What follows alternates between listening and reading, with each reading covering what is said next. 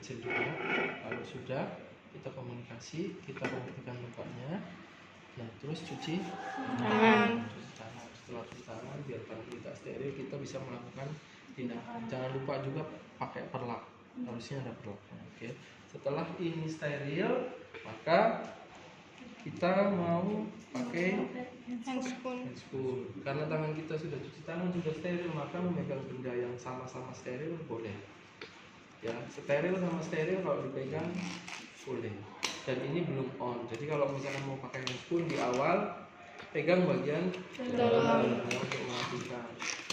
Kemudian yang kedua adalah kita ambil pegang bagian luarnya nggak apa-apa selama kita pakai handspoon. Kita pegang bagian dalamnya lagi, kita sesuaikan, pegang bagian luarnya. Nah, kalau sekarang kita pegang bagian luarnya, kemudian sesuaikan. Oke, kalau sudah ini nanti tidak boleh apa lagi ya selain untuk anaknya. Kalau sudah kita lihat perbannya di sini kita lihat plasternya. Langkah yang pertama adalah dengan pincetnya, bisa pakai pincet yang silvis dan anatomis. Pertama yang dilakukan adalah dengan membasahi. Ini kan kapas alkohol ya? Iya. Kapas alkohol dipakai untuk membasahi plester, bukan membasahi luka, tapi membasahi plester. Tujuannya supaya apa? Supaya supaya plasternya jauh lebih gampang. Jadi kapas alkohol dipakai untuk membasahi plester sampai kemudian dia basah.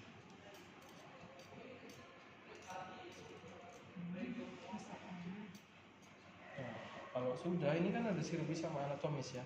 Silvis itu bisa dipakai untuk mengambil plasternya. Nah, biasanya kalau di luka itu kan terjadi perlengketan, maka lepasnya pelan-pelan, nggak boleh langsung semuanya. Karena pasiennya nanti begitu. Jadi harus memperhatikan respon dari pasien juga.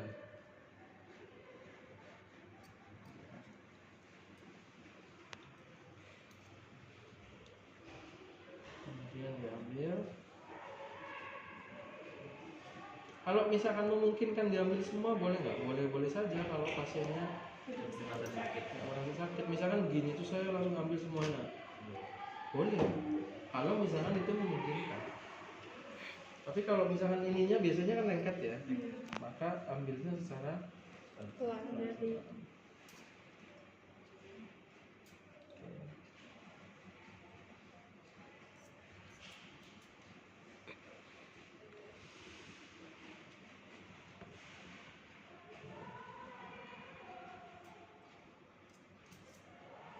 Kemudian kita ambil lapisan pertama,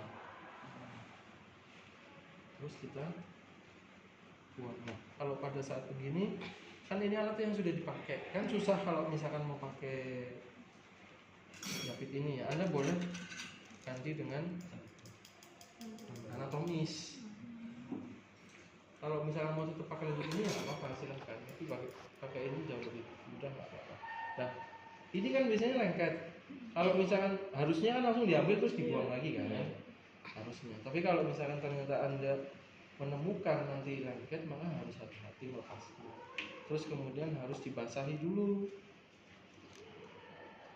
Kalau lengket, kalau enggak lengket langsung saja, oke? Jadi nanti kalau misalkan pada saat ujian anggap aja nggak lengket, langsung diambilin. Ya, tapi kalau menemukan sesuatu yang lengket, ya maka harus dibasahi. Dibasahinya pakai NaCN. Iya, di atasnya, supaya kemudian kasanya basah. Itu kalau di orang beneran biasanya kan lengket gitu, pasti lengket. Nah, itu harus dibasahi sampai intinya basah. Ya, kalau misalkan kita anggap sudah basah gitu ya, terus kemudian kita ambil secara perlahan. Karena sakit biasanya. Jadi harus posisinya basah dan harus pelan-pelan. Gitu ya. Oke. Sudah. Oke, kalau terjadi pelengketan dibasahi. Kalau enggak ya nggak usah langsung. Nah, ini kan sudah ada lukanya. Maka kalau begini terus kemudian kita lihat lukanya kan. Karena ini luka kotor, maka langkah yang berikutnya adalah dengan melakukan melakukan pembersihan cairan, yaitu dengan kasa pegang dua sisi kanan dan kiri, kemudian lakukan penekanan pada daerah luka di kanan dan kirinya atau atas bawah. Tujuannya supaya pusnya keluar. Lakukan sampai bersih. Ya, enggak sekali dua kali. Ya kalau sekali bersih ya sudah. Tapi kalau nggak bersih-bersih ya lakukan pencet-pencet, kemudian dilap buang, pencet-pencet dilap buang, sampai cairannya bersih. Oke? Kalau sudah dilap buang, nah langkah berikutnya setelah cairannya keluar, kita melakukan proses pengambilan jaringan. Cara yang pertama adalah ambil kasa dari luka, kemudian dekatkan ke luka. Kemudian tadi kan ada gunting debridement. Nah ini untuk ngambil jaringan. Jaringan yang diambil adalah jaringan yang sudah mati. Jaringan yang sudah mati. Ini jangan menutupi luka, tapi di sebelahnya luka. Maka pegang daerah yang mati, kemudian potong.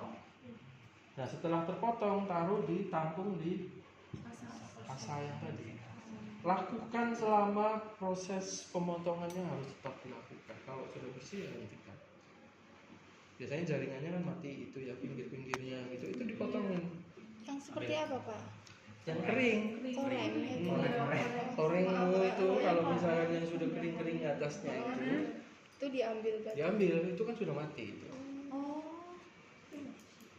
Oke, diambilin. Kemudian masuk ditampung di kasa yang tadi sudah disediakan.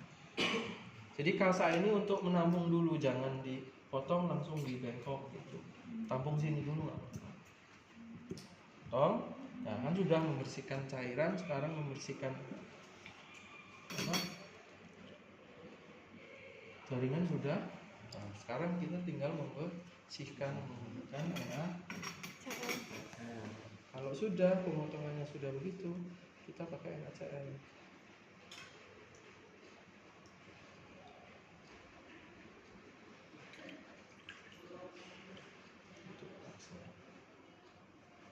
Nah, kemudian pakai satu tangan lakukan pembersihan dari satu arah ke arah lain. Satu sisi hanya boleh satu arah. Oke, tidak boleh bolak-balik. Jadi satu sisi satu arah. Kemudian kalau sisi berikutnya sebelahnya masih bersih, boleh dilap lagi, tapi dengan arah yang sama. Pakai NaCl. Seberapa banyak selama dibutuhkan. Kalau dia masih kotor ya lakuin sampai bersih. Kalau udah bersih ya sudah. Kan sudah pakai NaCl kan? Sudah bersih. Langkah berikutnya adalah kalau luka kotor, kalau sesuai tools itu dikompres menggunakan desinfektan. Nah, desinfektannya pakai betadine kan? Maka ini kalau sudah dibasahi harus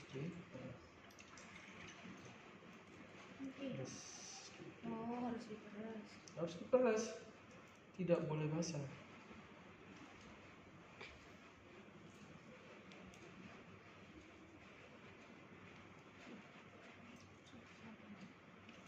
Cara meresnya begitu. Oke? Nah terus kemudian sesuaikan dengan lukanya. Ini kan lukanya sudah bersih ya. Sesuaikan, misalkan lukanya panjang, ya sesuaikan.